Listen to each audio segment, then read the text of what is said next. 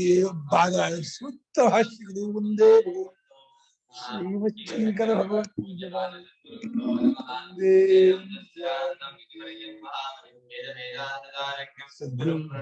ಸದಾಹಂ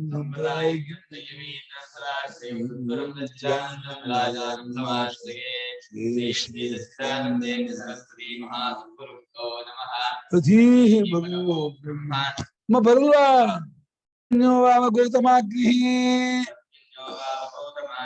ತಸ್ಯ ವಾಯುರೇವ ಸಮಿತ ಅಭ್ರಂ ಧೂಮಃ ವಿದ್ಯುದರ್ಚಿಃ ಅಶನಿರಂಗಾರಾಃ ರಾಜನಯೋ ವಿಸ್ಫುಲಿಂಗಾಃ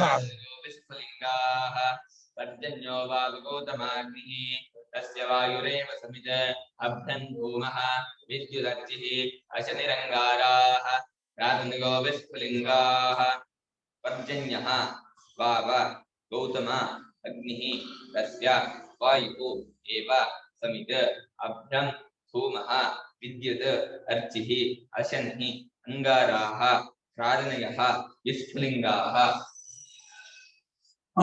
ಸೋಮರಾಜನ ಹುಟ್ಟಿದ ಜಿಲೋಕಾಗ್ನಿ ಹೋಮ ಮಾಡಿದಾಗ ಸೋಮರಾಜನ ಹುಟ್ಟಿದ ಚಂದ್ರಮಂಡಲದಲ್ಲಿ ಇಷ್ಟಾಧಿಕಾರಿಯಾಗಿ ಅಲ್ಲಿ ಚೆನ್ನಾಗಿ ಭೋಗ ಅನುಭವಿಸ್ತಾ ಇದ್ದ.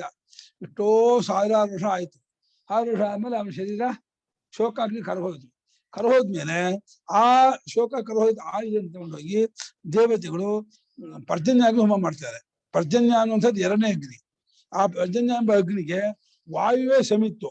ವಾಯುವಿನಿಂದಲೇ ಪರ್ಜನ್ಯಾಗ್ನಿ ಉರಿತಾನೆ. ಎಲ್ಲೆಲ್ಲೋ ಇರ್ತಾನಲ್ಲ ಸಮುದ್ರ ಮಧ್ಯದಲ್ಲಿ, ವಾಯುವೇ ತಗೊಂಬಂದು ಮಾಡೋದು ಇದು. ಅಭ್ರಂ ಧೂಮ, ಅಭ್ರ ಅಂದ್ರೆ ಮೋಡ, ಅದನ್ನ ಹೊಗೆಯಿಂದ ಹಾನಿ ಮಾಡ್ಬೇಕಂತೆ. ವಿದ್ಯುತ್ ಮಿಂಚಿದೆಯಲ್ಲ ಅದನ್ನ ಅರ್ಚಿಯಿಂದ ಹಾನಿ ಮಾಡ್ಬೇಕಂತೆ. ಶಿಡ್ಲಿದೆ ಥಂಡರ್ ಬೋಟು, ಅದನ್ನ ಕೆಂಡ ಮಾಡ್ಬೇಕಂತೆ. ಗುಡುಗಿದೆಯಲ್ಲ ಅದನ್ನ ಶಿಡ್ಲು ಇದು ವಿಶ್ವದಿಂದ ಹಿಡಿ ಎಂದು ಭಾವನೆ ಮಾಡ್ಬೇಕಂತೆ. ಇದು ಎಲ್ಲ ವಾಚನಿಕ ಶ್ರುತಿ ಏನ್ ಹೇಳಿ ಮಾಡ್ಬೇಕು, ಯಾಕೇನು ತರ್ಕ ಮಾಡೋಗಿಲ್ಲ. ಪರ್ಜನ್ಯಾಗ್ನಿಗೆ ವಾಯುವೇ ಸಮಿತ್ತೋ, ಮೋಡವೇ ಧೂಮ, ವಿದ್ಯುತ್ತೇ ಅರ್ಚಿ, ಅಶನಿ ಶಿಡ್ಲೆ ಕೆಂಡ, ಗುಡುಗು ವಿಸ್ಫುಲಿಂಗ ಅಂತ ಭಾವನೆ ಮಾಡೋದು, ಮಾಡ್ತಾ ಹೋಗ್ಬೇಕು. ದ್ವಿತೀಯ ಹೋಮ ಪರ್ಯಾಯಾರ್ಥಂ ಆಹಾ, ದ್ವಿತೀಯ ಹೋಮ ಪರ್ಯಾಯಾರ್ಥಂ ಆಹಾ, 2ನೇ ಹೋಮದ ಪರ್ಯಾಯವನ್ನು ತಿಳಿಸೋದಕ್ಕೋಸ್ಕರವಾಗಿ ಹೇಳ್ತಾ ಇದ್ದೀವಿ.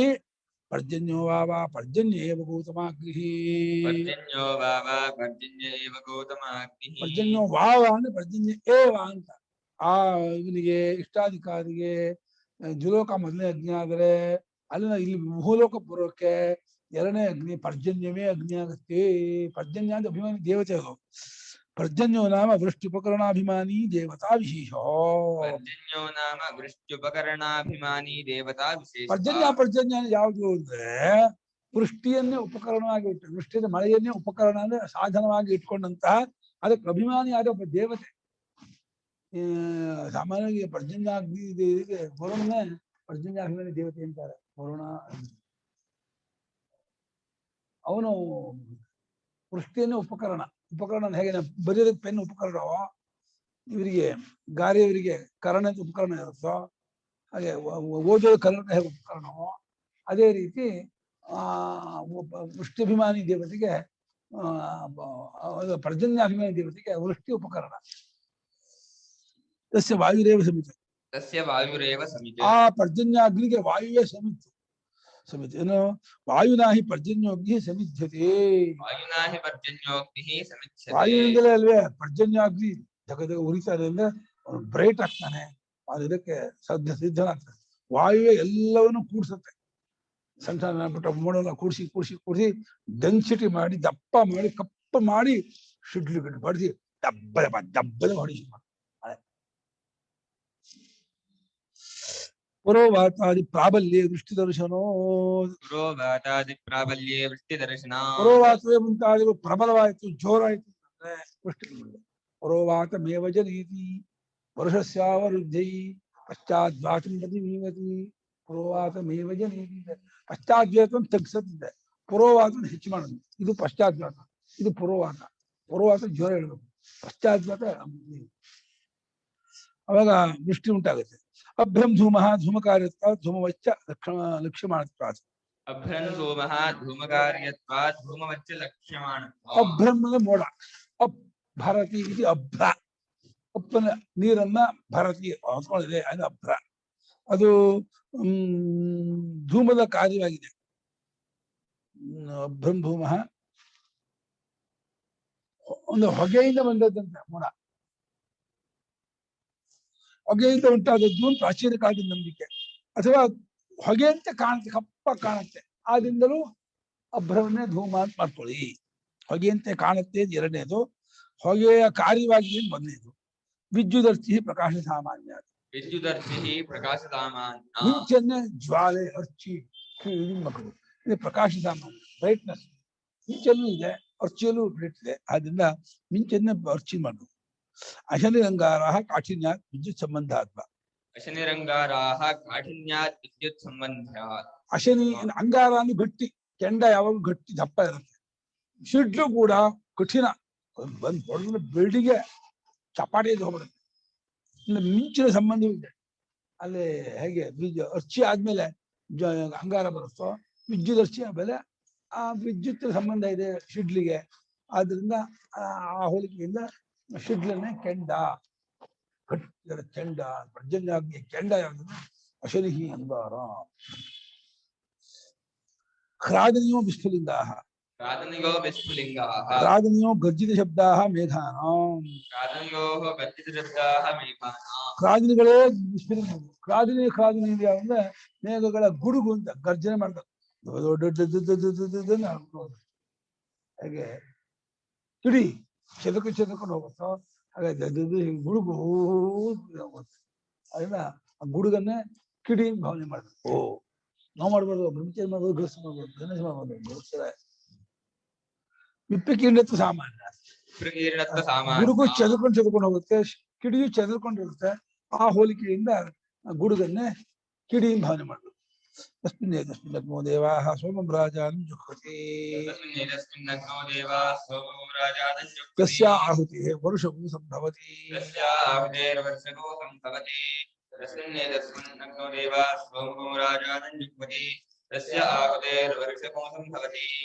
तस्मिन् एतस्मिन् अग्नौ देवाः सोमं राजानं जुह्वति तस्याः आहुतेः वर्षं संभवति.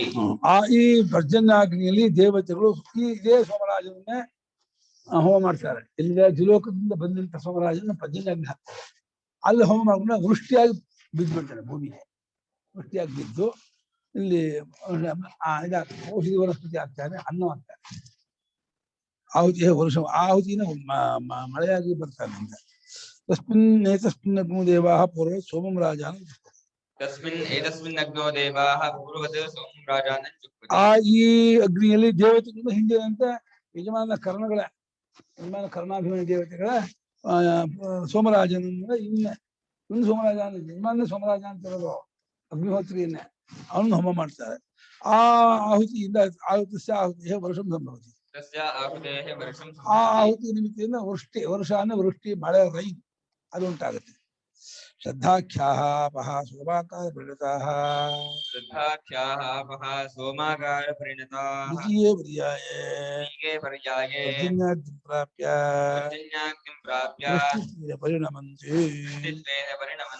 ಶ್ರದ್ಧಾ ಎಂಬ ಹೆಸರಿನ ಅಪ್ಪುಗಳು ಮೊದಲನೇ ಆಹುತಿಯಲ್ಲಿ ಸೋಮನಾಗಿದ್ದವರು ಎರಡನೇ ಪರ್ಯಾಯದಲ್ಲಿ ಪರ್ಜನ್ಯಾಗ್ನಿಯನ್ನು ಹೊಂದಿಬಿಟ್ಟು ವೃಷ್ಟಿಯ ವಾಯು ಮಾಡ್ಕೊಳ್ತಾರೆ. ವೃಷ್ಟಿ ಉಪಂತ ಅವಾಗೆ ಸಂಪಂಡಿತ ಕಾರಣಗ್ರಾಮರು, ಮೂರ್ಛಿತ ಕಾರಣಗ್ರಾಮ, ಅವ್ರಿಗೇನು ಅರಿವಾಗಲ್ಲ.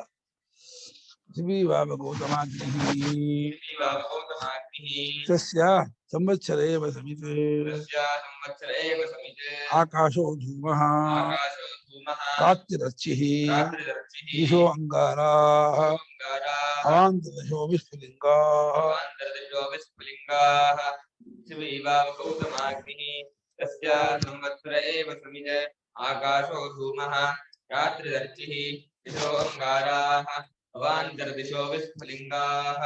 पृथिवी वाव गौतम अग्निः तस्याः संवत्सरः एव समित् आकाशः धूमः रात्रिः अर्चिः दिशः अंगाराः अवान्तरदिशः विस्फुलिंगाः. ಗೌತಮನೇ ಮೂರನೇ ಅಗ್ನಿ ಯಾವುದು ಗೊತ್ತಾನೆಯ? ಭೂಮಿಯೇ ಮೂರನೇ ಅಗ್ನಿ. ಅಲ್ಲಿಗೆ ಅದನ್ನ ಹೋಮ ಮಾಡ್ತಾರೆ, ವೃಷ್ಟಿಯನ್ನ ಹೋಮ ಮಾಡಿದಾಗ ಆ ಪೃಥ್ವಿ ಅಗ್ನಿಗೆ ಸಮಿತಿ ಯಾವುದು? ಸಂವತ್ಸರವೇ.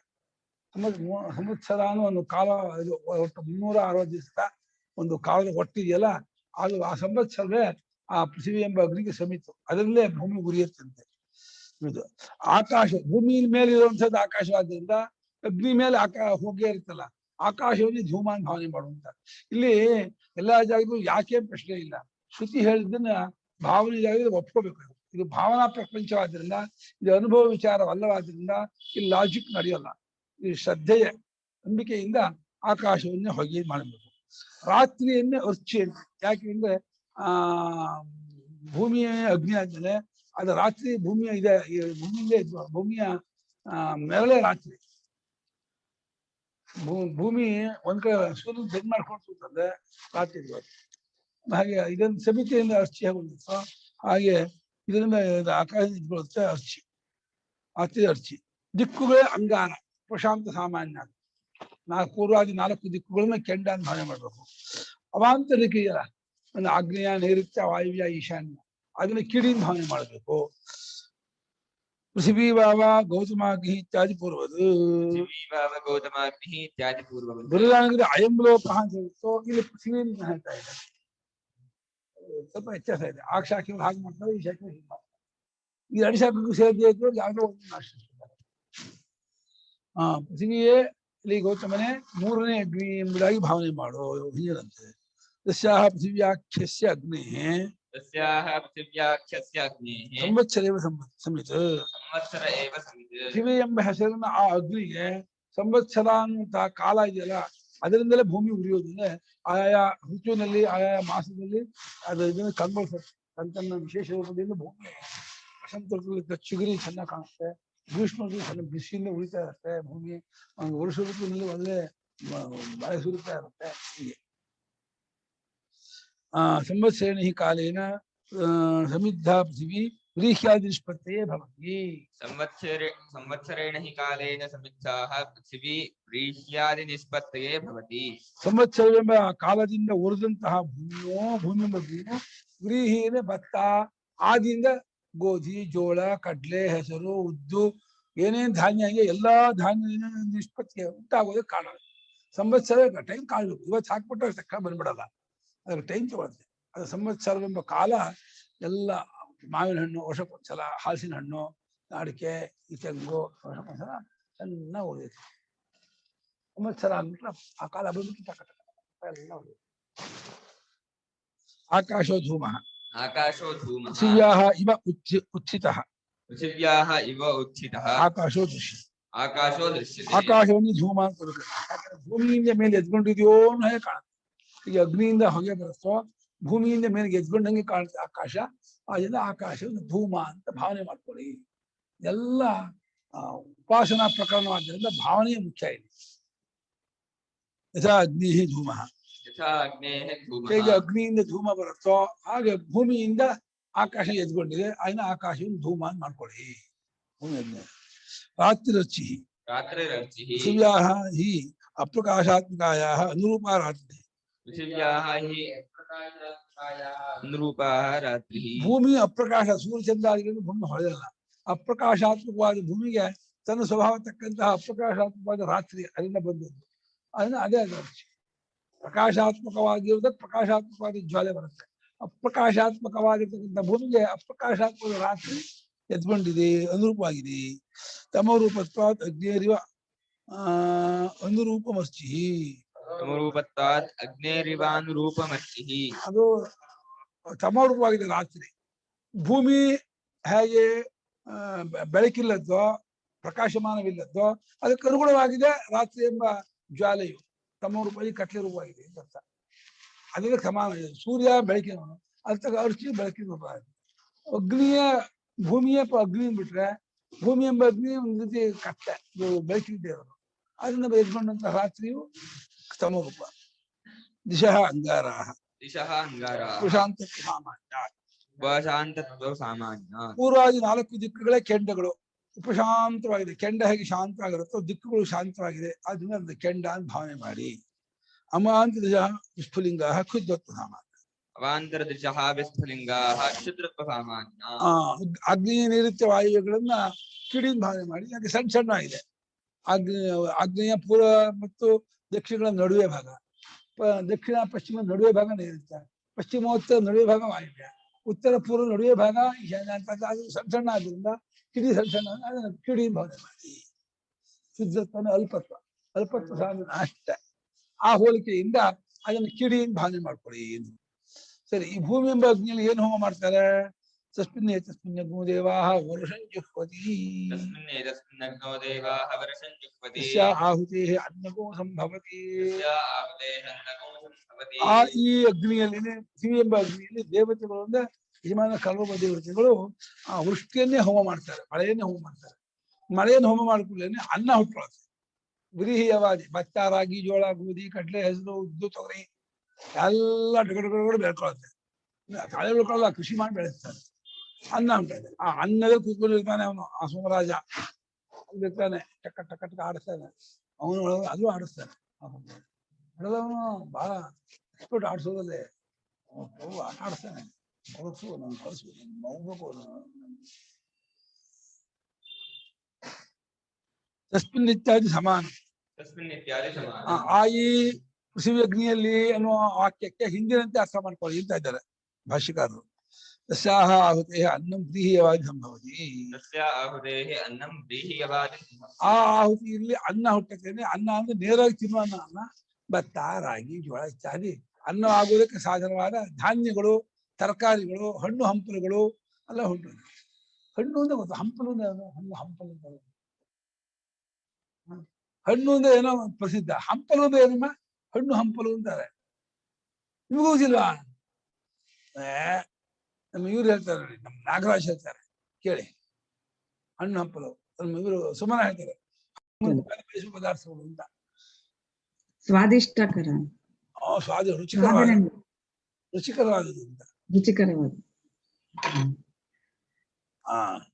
ಪುರುಷೋ ವಾವ ಗೌತಮಾಗ್ನಿ ತಸ್ಯ ವಾಗೇವ ಸಮಿತೆ ಪ್ರಾಣೋ ಧೂಮಃ ಜಿಹ್ವಾ ಅರ್ಚಿಃ ಚಕ್ಷುರಂಗಾರಾಃ ಶ್ರೋತ್ರಂ ವಿಸ್ಫುಲಿಂಗಾಃ. ಪುರುಷೋ ವಾವ ಗೌತಮಾಗ್ನಿ ತಸ್ಯ ವಾಗೇವ ಸಮಿತೆ ಪ್ರಾಣೋ ಧೂಮಃ ಜಿಹ್ವಾ ಅರ್ಚಿಃ ಚಕ್ಷುರಂಗಾರಾಃ ಶ್ರೋತ್ರಂ ವಿಸ್ಫುಲಿಂಗಾಃ. ಪುರುಷಃ ಗೌತಮ ಅಗ್ನಿಃ ತಸ್ಯ ವಾಕ್ ಏವ ಸಮಿತ್ ಪ್ರಾಣಃ ಧೂಮಃ ಜಿಹ್ವಾ ಅರ್ಚಿಃ ಚಕ್ಷುಃ ಅಂಗಾರಾಃ ಶ್ರೋತ್ರಂ ವಿಸ್ಫುಲಿಂಗಾಃ. ಪುರುಷನೇ ಗೌತಮನೇ ನಾಲ್ಕನೇ ಅಗ್ನಿ ಆಗಿರುತ್ತಾನೆ ಅಂದ್ರು. ಅಗ್ನಿ ಆದ್ಮೇಲೆ ಅಗ್ನಿಗೆ ಹೋಮ ಮಾಡ್ಬೇಕಲ್ಲ, ಎಲ್ಲಾ ಅಗ್ನಿಗೂ ಹೋಮ ಉಂಟು. ಪುರುಷವೆಂಬ ಅಗ್ನಿ ನಾಲ್ಕನೇ ಅಗ್ನಿ ಆದ್ರೆ ಆ ಅಗ್ನಿಗೆ ಸಮಿತ್ ಯಾವುದು ಅಂದ್ರೆ ವಾಕ್. ಅವ್ನು ಮಾತಾಡ್ತಾ ಇರಲ್ಲ, ಮಾತಿರ್ಲಿ ಅವನು ಉರಿತಾನಂತೆ. ಒಳ್ಳೆ ಅಗ್ನಿಯಾಗಿ ಪ್ರವಚನ ಮಾಡ್ದ ಅಂದ್ರೆ ಅವಾಕ್ಕ ನೋಡ್ತಾ ಇರ್ತಾನೆ, ಬಾ ಏನ್ ಮಾತಾಡ್ತಿದ್ದಾನೆ, ಏನ್ ಹೇಳ್ತಿದ್ದಾನೆಪ್ಪ ಇವನು. ಅವನ ಮುಖ ಆ ಮಾತಿನಿಂದ ಬ್ರೈಟ್ ಆಗತ್ತಂತೆ, ಸಮಿಧ್ಯತೆ ಚೆನ್ನಾಗಿ ಒಳ್ಳೆ ಕಾಂತಿಯುಕ್ತ ಕಾಣ್ತಾನಂತೆ. ಒಳ್ಳೆ ಮಾತಾಡುವಂಥವರ ಮುಖದಲ್ಲಿ ಒಂದು ವಿಶೇಷ ತೇಜಸ್ಸು, ಕಾಂತಿ, ಕಳೆ ಎಲ್ಲ ಇರುತ್ತೆ. ಆದ್ದರಿಂದ ವಾಕನ್ನ ಸಮಿತ್ತು ಭಾವನೆ ಮಾಡ್ಬೇಕಂತೆ. ಪ್ರಾಣ ಇದೆಯಲ್ಲ, ಉಸಿರಾಟ, ಅದು ಧೂಮ, ಅದು ಭಾವನೆ ಮಾಡ್ಬೇಕು. ಅದು ಹೊರಗೆ ಬರ್ತಾ ಇರ್ತಲ್ಲ, ಬಾಯಿಂದ ಮೂಗಿಯಿಂದ ಹೊರಗೆ ಬರುತ್ತೆ, ಹೊರಗೆ ಹೋಗುತ್ತಲ್ಲ. ಅದೆಲ್ಲ ಘ್ರಾಣ ಪ್ರಾಣವನ್ನೇ ಹೊಗೆ ಎಂಬುದಾಗಿ ಭಾವನೆ ಮಾಡ್ಬೇಕಂತೆ.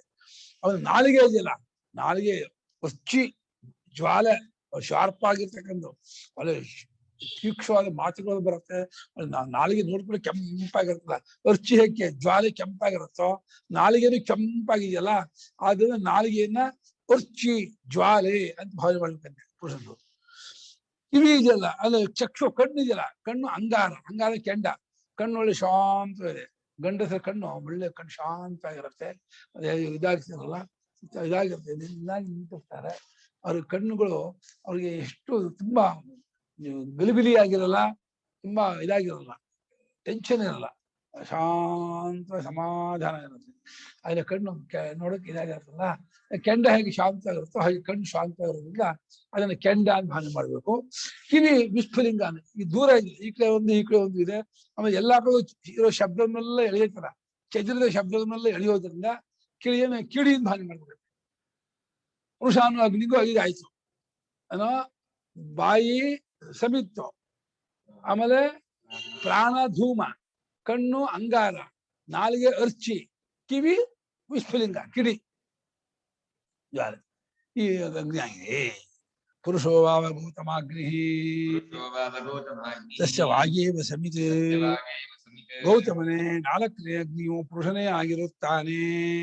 ಪುರುಷನ ಗಂಡಸು ಅಂತ ಅರ್ಥ ಇಲ್ಲಿ. ಈ ಜಾಗದಲ್ಲಿ ಪುರುಷ ಎಲ್ಲ ಮನುಷ್ಯ ಜಾತಿ ಅಲ್ಲ.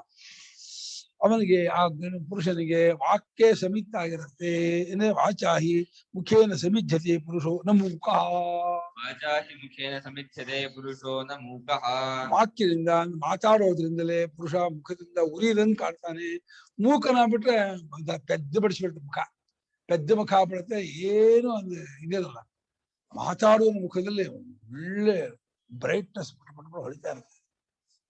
ಮಾತಿನಿಂದ ಮಾತಿನ ಮಲ್ಲ ಆಗ್ಬಿಟ್ಟ ಎಲ್ಲ ಬೆರಗು ಮಾಡ್ಬಿಟ್ಟು ಚೆನ್ನಾಗಿ ಬ್ರೈಟ್ ಆಗಿ ಉರಿತಾ ಇರ್ತಾರೆ.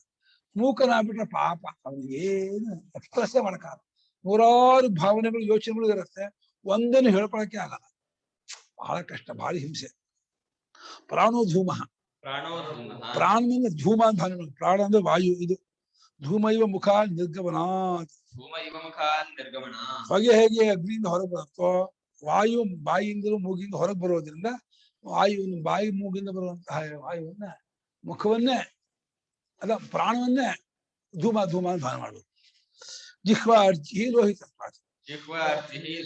ನಾಲಿಗೆಯನ್ನೇ ಅರ್ಚಿ ಜ್ವಾಲೆ ಮಾಡ್ಬೇಕು. ಯಾಕಂದ್ರೆ ಜ್ವಾಲೆ ಅರ್ಚಿ ಕೆಂಪಗಿರುತ್ತೆ, ನಾಲಿಗೆಯನ್ನು ಕೆಂಪಗಾಗಿದೆ, ಅದೇ ನಾಲಿಗೆಯನ್ನೇ ಅರ್ಚಿ ಅವನು ಜ್ವಾಲೆ ಅಂತ ಭಾವನೆ ಮಾಡು. ಚಕ್ಷುರಂಗಾರ ಭಾಷಾಶ್ರಯ, ಕಣ್ಣನ್ನೇ ಕೆಂಡ ಅಂತ ಭಾವನೆ ಮಾಡುವಂದ್ರೆ ಆ ಹೊಳಪಿಗೆ ಪರೇಟಿಗೆ ಅದು ಆಶ್ರಯವಾಗಿದೆ. ಹೊಳಪಿಗೆ ಆಶ್ರಯವಾಗಿರೋದ್ರಿಂದ ಕಣ್ಣು ಪಳ ಪಳ ಪಳ ಪಳ ಹೊಳೆಯುತ್ತಲ್ಲ, ಕೆಂಡನ್ನು ಹೊಳಿತಾ ಇರುತ್ತಲ್ಲ, ಅದನ್ನ ಕೆಂಡಕ್ಕೂ ಆ ಕಣ್ಣಿಗೂ ಆ ಹೊಳಪು ಅನ್ನುವಂತ ಹೋಲಿಕೆ ಇರೋದ್ರಿಂದ ಕಣ್ಣನ್ನೇ ಕೆಂಡ ಅಂತ ಭಾವನೆ ಮಾಡು ಅಂತ. ಶ್ರೋತ್ರಂ ವಿಸ್ಫುಲಿಂಗ ವಿಪ್ರಕೀರ್ಣತ್ವ ಸಾಮಾನ್ಯ. ಶ್ರೋತ್ರಂ ವಿಸ್ಫುಲಿಂಗ ವಿಪ್ರಕೀರ್ಣತ್ವ ಸಾಮಾನ್ಯ. ಕಿವಿಯನ್ನ ಕಿಡಿಯಿಂದ ಭಾವನೆ ಮಾಡ್ಬೇಕಂತೆ. ಕಿಡಿ ಯಾಕಂದ್ರೆ ಚದುರ್ಕೊಂಡು ಈ ಕಡೆ ಒಂದು ದೂರ ಇದೆಯಲ್ಲ, ಕಿಡಿ ಹೇಗೆ ಚದುರ್ಕೊಳ್ತಾವ ಹಾಗೆ ಕಿಡಿಗಳು ಹೇಗೆ ಚದುರ್ಕೊಳ್ತೀವೋ ಕಿವಿಯು ಹಾಗೆ ದೂರ ಚದುರ್ಕೊಂಡಿದೆ. ಆದ್ರಿಂದ ಕಿವಿಯನ್ನೇ ಕಿಡಿಯಿಂದ ಭಾವನೆ ಮಾಡು ಅಂತ. ಸರಿ, ಈ ಪುರುಷಾಗ್ನಿಯಲ್ಲಿ ಏನ್ ಹೋಮ ಮಾಡ್ತಾರೆ? ತಸ್ಮಿನ್ ಅಗ್ನೋ ದೇವಾಹ ಅನ್ನಂ ಜುಹ್ವತಿ ತಸ್ಯ ಆಹುತಿಃ ರೇತಃ ಸಂಭವತಿ.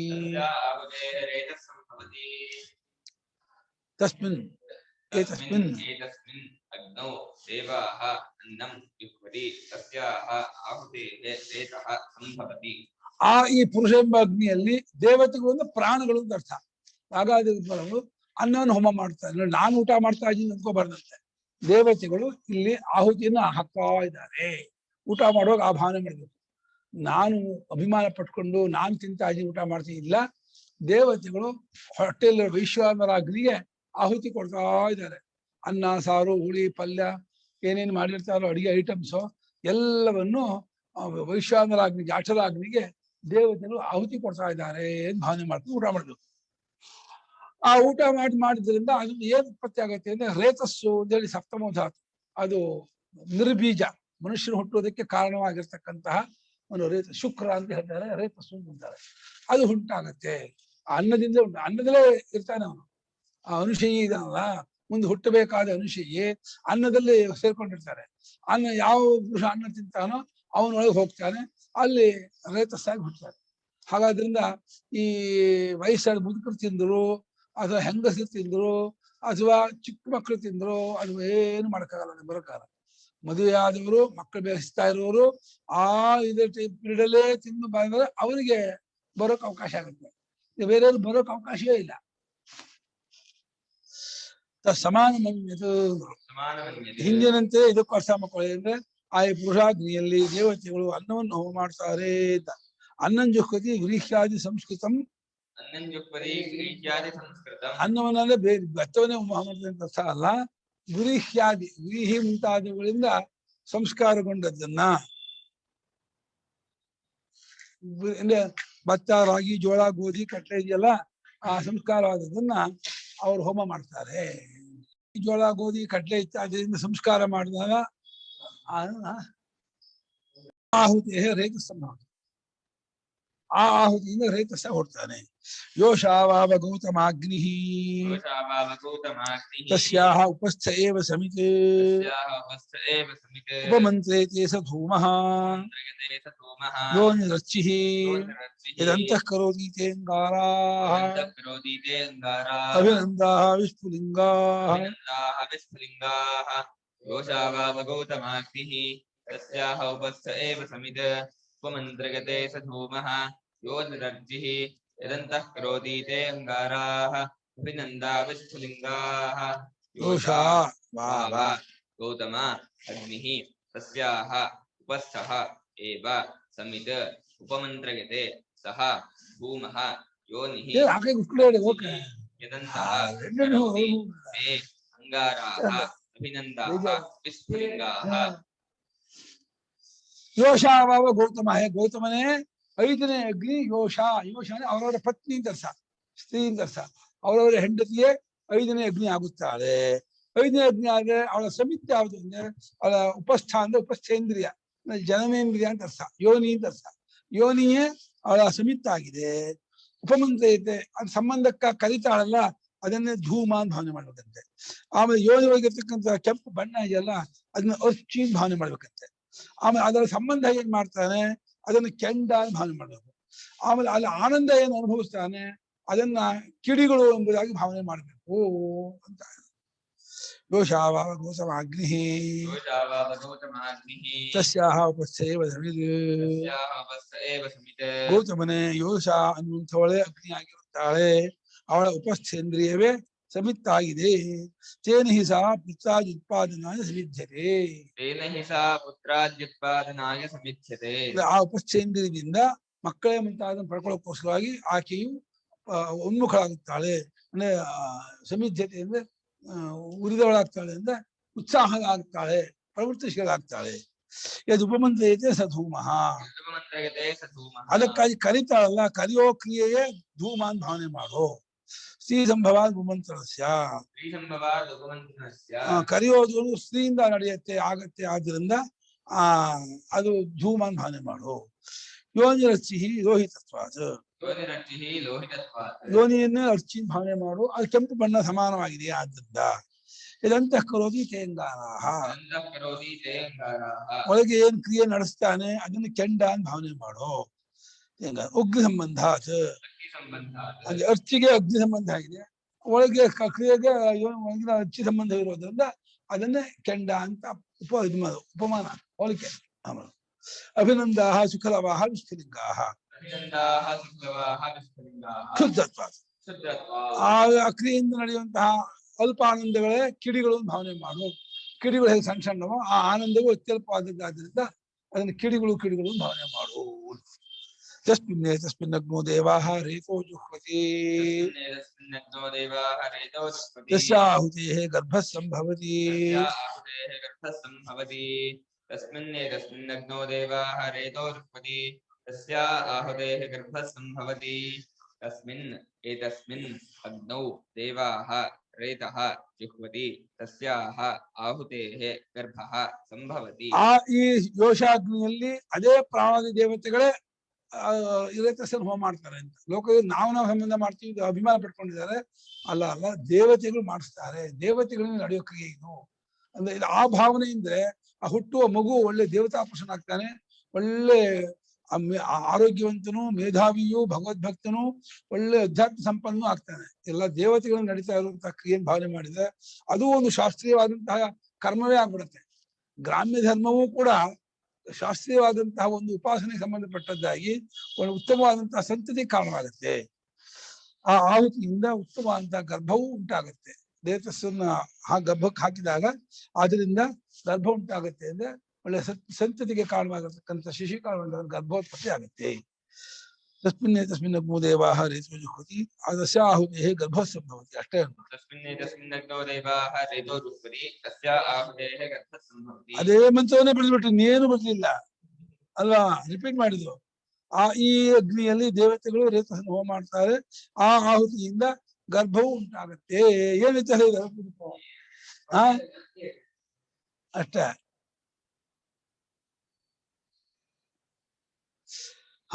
एवं श्रद्धा सोम वर्ष अन्न रेतो हवन पर्याय क्रमेण एवं श्रद्धा सोम वर्ष अन्न रेतो हवन पर्याय क्रमेण आप एव गर्भीभूताः ताः आप एव गर्भीभूताः ಈ ರೀತಿಯಾಗಿ ಮೊದಲನೇ ಆಹುತಿಯಲ್ಲಿ ಶ್ರದ್ಧೆ ಎರಡನೇ ಶ್ರದ್ಧೆ ಸೋಮ ಹುಟ್ಟುತ್ತಾನೆ ಆಮೇಲೆ ವೃಷ್ಟಿಯಿಂದ ಅನ್ನ ಹುಟ್ಕೊಳ್ಳುತ್ತೆ ಆಮೇಲೆ ಅನ್ನದಿಂದ ರೇತಸ್ಸು ಹುಟ್ಟುತ್ತೆ ಪುರುಷಾಗಮನ ರೇತಸ್ಸಿನಿಂದ ಪುರುಷ ಹುಟ್ಟುತ್ತಾನೆ ಅಂತ ಹೇಳಿ ಈ ರೀತಿ ಹವನ ಅಂದ್ರೆ ಹೋಮ ಮಾಡು ಅವನ ಪರ್ಯಾಯ ಅಂದ್ರೆ ಕ್ರಮ ಪರ್ಯಾಯ ಅಂದ್ರೆ ಟರ್ಮ್ ಆ ಕ್ರಮದಿಂದ ಅಪ್ಪೆ ಗರ್ಭವಾಗಿ ಪುರುಷಾಕಾರವನ್ನು ಪಡ್ಕೊಳ್ಳುತ್ತೆ ಗರ್ಭೀಭೂತಾಹ ತಾಹ ಆಪಹ ಆ ಅಪ್ಪುಗಳೇ ಪುರುಷಾಕಾರವನ್ನು 5ನೇ ಆಹುತಿ ಕೊಟ್ಟಾಗ ಪುರುಷಾಕಾರವನ್ನು ಪಡ್ಕೊಳ್ಳುತ್ತೆ ನಾವು ಹೇಳ್ದ ಎಷ್ಟನೇ ಆಹುತಿಯಲ್ಲಿ ಪಂಚಮ್ಯಾಮ ಆಹುತಿಯಲ್ಲಿ ಗರ್ಭವು ನೀರು ಗರ್ಭವಾಗತ್ತೆ ಉತ್ಸಾಹ ಕೊಡ್ಬೇಕಾಯ್ತು ಅವನು ಇದು ಚಾಮಾಹುತಿ ಹುತಾಯಾಮಾಪ ಪುರುಷೋ ಭವಂತಿ ಕೇಳಿದಲ್ಲ ರಾಜ ಎಷ್ಟನೇ ಆಹುತಿ ಕೊಟ್ಟಾಗ ನೀರು ಪುರುಷಾಕಾರ ಆಗತ್ತೆ ಗೊತ್ತನೋ ಅಂತ ಹೇಳಿ ಕೇಳಿದಲ್ಲ ಪಂಚಮ್ಯಾಮಾಹುತಿ ಆಪಹ ಪುರುಷೋಚಸೋ ಭವಂತಿ ಇದು ಉತ್ತರ तत्र अपाम आहुति समवायित्वात् प्राधान्य विवक्षा आपः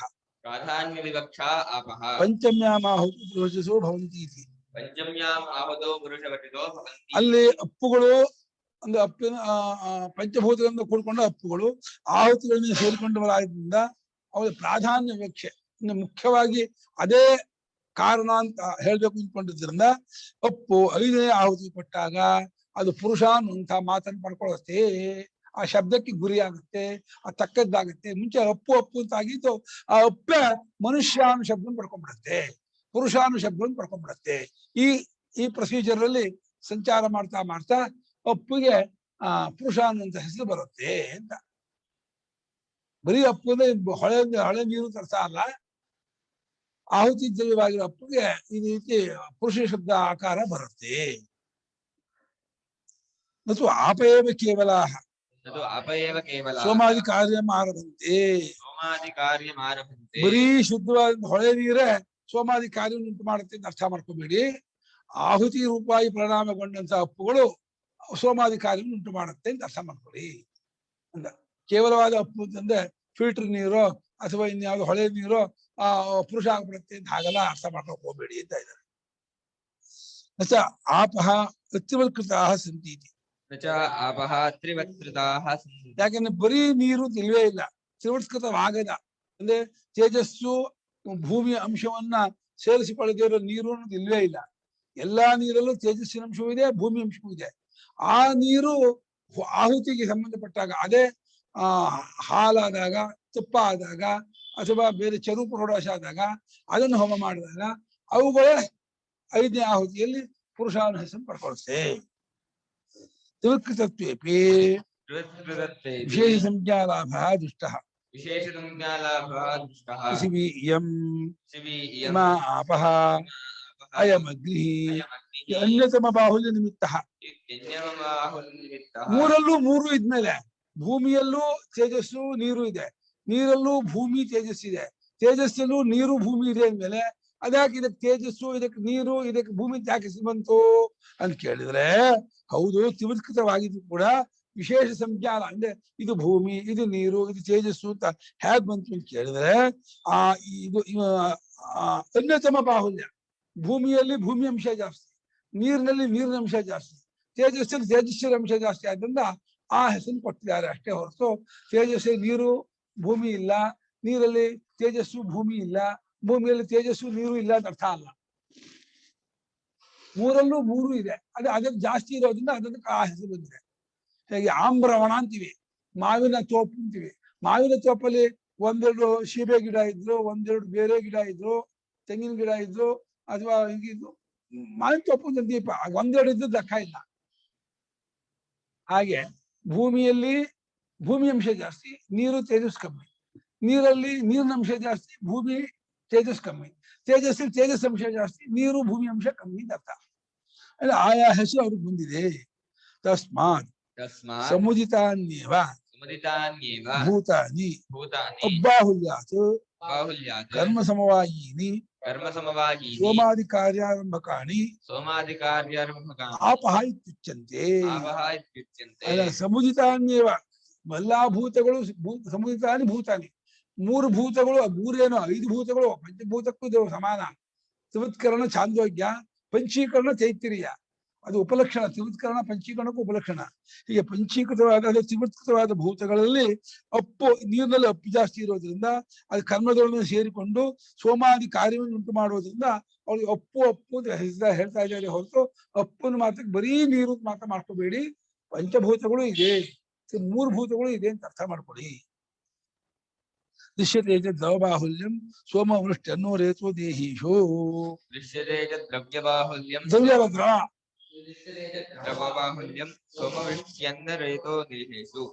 ಅಷ್ಟೇ ಅಲ್ಲ, ಸೋಮರಸದಲ್ಲೂ ಮಳೆಯಲ್ಲೂ ಅನ್ನದಲ್ಲೂ ರೇತಸ್ಸದಲ್ಲೂ ದ್ರವಬಾಹ ಲಿಕ್ವಿಡ್ ಅಂಶ ಜಾಸ್ತಿ ಇರೋದು ಕಂಡಿದೆ.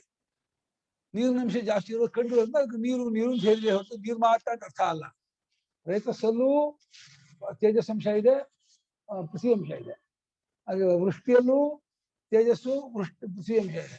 ಸೋಮ ಅನ್ನ ಎಲ್ಲದಲ್ಲೂ ಎಲ್ಲ ಅಂಶವೂ ಇದ್ರೂ ಕೂಡ ದ್ರವ ಬಾಹುಲ್ಯವಿರೋದ್ರಿಂದ ಅಪ್ಪು ಅಂತ ಕರಿತಾ ಇದ್ದಾರೆ. ನೀರು ಜಾಸ್ತಿ ಇರೋದು ನೀರು ಕರಿತಾ ಇದ್ದಾರೆ. ಬಹುದ್ರವಂಚ ಶರೀರಂ ಯದ್ಯಪಿ ಪಾರ್ಥಿವಂ. ಬಹುದ್ರವ್ಯಂಚ ಶರೀರಂ ಯದ್ಯಪಿ ಪಾರ್ಥಿವಂ. ನಮ್ಮ ಶರೀರವು ಪಾರ್ಥಿವ ಶರೀರವಾದರೂ ಕೂಡ ದ್ರವಾಂಶವೇ ಜಾಸ್ತಿ, ನೀರಿನ ಅಂಶವೇ ಜಾಸ್ತಿ. ಅದೇ ತೂಕ. ನೀರಿಂದ ಭಾರ, ದೇಹ ಭಾರ ಅಂತೀವಲ್ಲ, ತೂಕ ನೀರಿಂದು. ರಕ್ತ ಹಸಿಯಾಗಿರೋದು ಎಲ್ಲ, ಮಾಂಸ ಹಸಿಯಾಗಿರೋದಕ್ಕೂ ರಕ್ತ ಇರೋದಕ್ಕೂ ಚರ್ಮ ಹಸಿ ಎಲ್ಲಕ್ಕೂ ನೀರೇ ಕಾರಣ. ಈ ದ್ರವ ಬಾಹುಲ್ಯ ದೇಹದಲ್ಲಿ ಜಾಸ್ತಿ. ನೀರು ಹೋಯ್ತು ಅಂದ್ರೆ ದೇಹದಿಂದ ಕತೆ ಮುಗೀತು. ಡಿಹೈಡ್ರೇಷನ್ ಅಂದ್ರೆ ಸತ್ತ ಅವನು. ಪ್ರಾಣನಿಗೆ ನೀರೇ ಇಂಧನ. ನೀರನ್ನು ಇಟ್ಕೊಂಡೇ ಪ್ರಾಣ ಬದುಕೊಂಡಿರೋದು. ತತ್ರ ಪಂಚಮ್ಯಾಮಾಹುತೂತಾಯಾಂ ಹೇತೋ ರೂಪಾಃ ಗರ್ಭೀಭೂತಾಃ.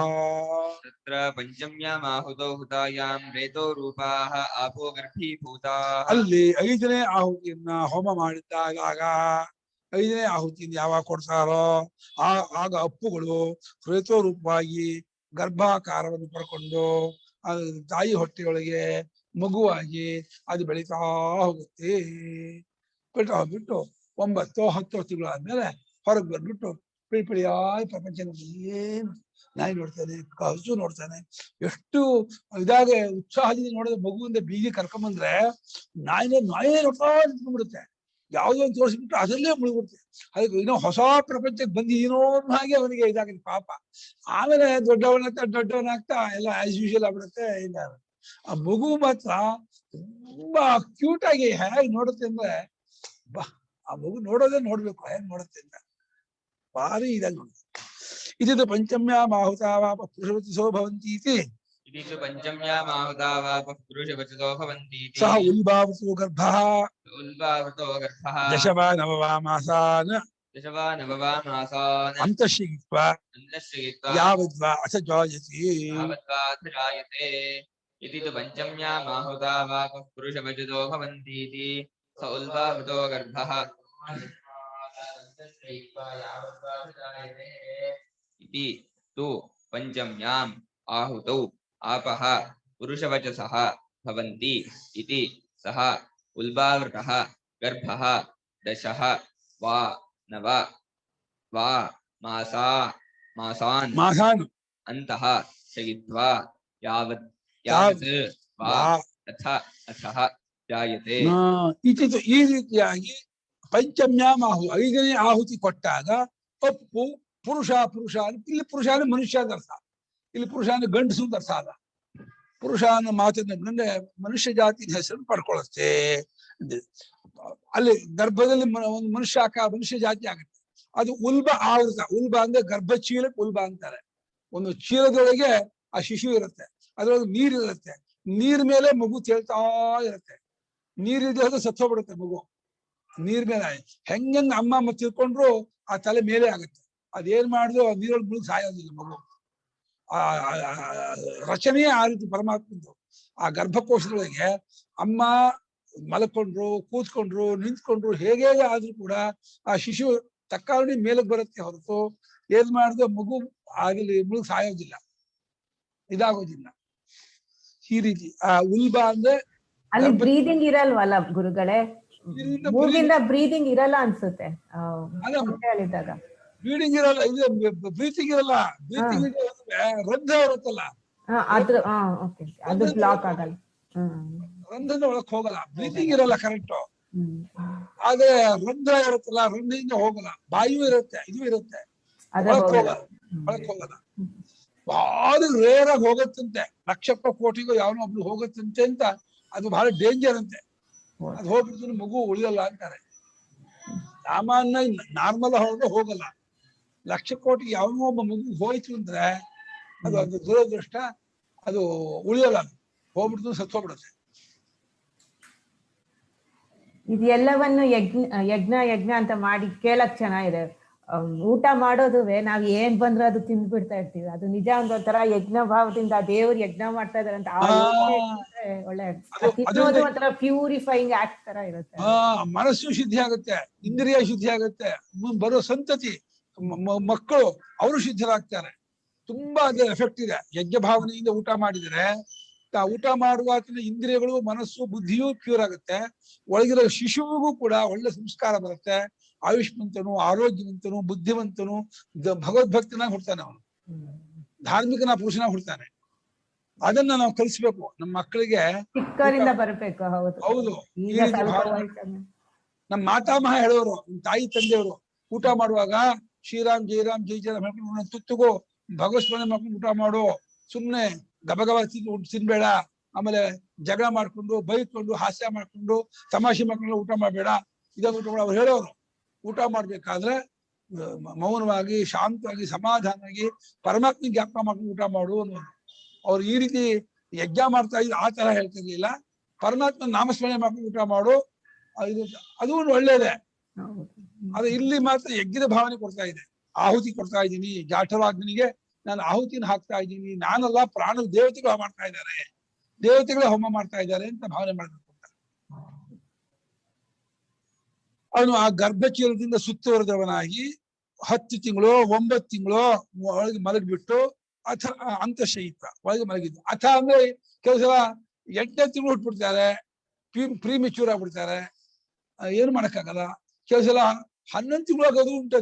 ಈ ಮೊನ್ನೆ ಭಾಗವತ ಕೇಳಿದ್ವಲ್ಲ, ಈ ಸೌದಾಸನ ಹೆಂಡತಿ ಮದೇವಂತಿಗೆ 7 ವರ್ಷ ಅವರು ವಸಿಷ್ಠರು ಗರ್ಭಧಾರಣೆ ಮಾಡೋರು.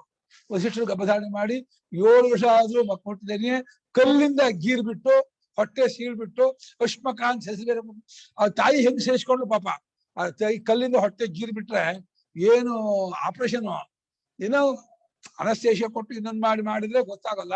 ಮತ್ತೆ ಹೊಲಿಬೇಕಾ, ಏನು ಮಾಡ್ಲಿ, ಹಂಗೆ ಬಿಟ್ಟು ಏನ್ ಮಾಡ್ಬೇಕು ಅಲ್ವ, ಹಂಗೆ ಕೊಟ್ಕೊಳ್ತಿದ್ದೆ. ಏನೋ ಇಟ್ಟು ಕಟ್ಟಿರ್ಬೇಕು ಆ ಕಾಲದಲ್ಲಿ. ಏನ್ ಮಾಡಿದಾರೋ ಗೊತ್ತಿಲ್ಲ. ಅದು ತುಂಬಾ ಡೇಂಜರ್ ಮಾತ್ರ. ಋಷಿಗಳು ಅನುಗ್ರಹ ಮಾಡಿರ್ಬೋದು. ಆದ್ರೆ ಸಿಸೇರಿಯನ್ ಅಂತಾರಲ್ಲ, ಮತ್ತೆ ಈಗ ಮಾಡ್ತಾರಲ್ಲ. ಹೌದು, ಸಿಸೇರಿಯನ್ ಮಾಡೋ ಜಾಗ ಬೇರೆ, ಇದು ಹೊಟ್ಟೆ ಕೊಯ್ದಿದ್ದ ಜಾಗ ಬೇರೆ. ಅಯ್ಯಪ್ಪ, ಸಿಸೇರಿಯನ್ ಜಾಗ ಕಿಬ್ಬಟ್ಟಿ ಮಾಡ್ತಾರೆ, ಅವ್ರು ಹೊಟ್ಟೆನ ಕುಯ್ದ್ಬಿಟ್ರು ಅಂದ್ಬಿಟ್ರೆ ಅದು ತುಂಬಾ ಡೇಂಜರ್ ಅಪ್ಪ. ಏನೋ ಮಾಡಿದಳು ಅಂತ ಅಂತಾರೆ. ನಮ್ಮ ಶಾಸ್ತ್ರದಲ್ಲಿ ಒಂದೊಂದು ಜನ್ಮ ಕೊಟ್ಟರು ತಾಯಿ ಅದು ಪುನರ್ಜನ್ಮ ಅಂತ ಹೇಳ್ತಾರೆ. ತಾಯಿಗೆ ಒಂದೊಂದು ಮಗು ಬಂದವು. ಯಾಕೆ ತಾಯಿ ಋಣವನ್ನ ತೀರ್ಸಕ್ಕೆ ಆಗಲ್ಲ ಅಂತ ಶಾಸ್ತ್ರ ಹೇಳೋದು. ತಾಯಿ ಋಣ ಅನ್ನೋದು ಬಹಳ ದೊಡ್ಡದು ಅಂತ. ನಮ್ಮನ್ನು 9 ತಿಂಗಳು ಹೆತ್ತು ಮಾಡಿರ್ತಾಳಲ್ಲ, ಅವಳಿಗೆ ನಮ್ಮ ಮೈ ಚರ್ಮ ಹಲ್ಕು ಚಪ್ಪಲಿ ಮಾಡಿಕೊಟ್ರು ನಮ್ ತಾಯಿ ಋಣ ತೀರೋದಿಲ್ಲ. ಅಷ್ಟು ದೊಡ್ಡ ಸ್ಥಾನ ತಾಯಿದು. ತುಂಬಾ ನಮ್ಮನ್ನು ಇದು ಮಾಡಿದವಳು ಅಂತ ಬಹಳ ಶಾಸ್ತ್ರದಲ್ಲಿ ತುಂಬಾ ಕೊಂಡಾಡ್ತಾರೆ ತಾಯಿ ಸ್ಥಾನವನ್ನು. ಅಥ ಯಾವ್ದಾಯ್ತು. ಆಮೇಲೆ 9-10 ಹುಡ್ತಾನೆ. ನಾಳೆ ಭಾಷ್ಯ ಓದೋಣ. ಇತಿದು ಏವಂ ಪಂಚಮ್ಯಾಂ. 9 ಗಂಟೆ ಆಯ್ತಲ್ಲ. ओम आप्यायन्तु मांगानि वाक्प्राणश्चक्षुश्रोत्रमथो बलमिन्द्रियाणि सर्वाणि सर्वं ब्रह्मोपनिषदं माहं ब्रह्म निराकुर्याम् मा ब्रह्म निराकरोत् अनिराकरणमस्तु निराकरणं मेस्तु तदात्मनि निरतेयोपनिषत्सु धर्माः देवयि सन्तु ओम शान्तिः शान्तिः शान्तिः।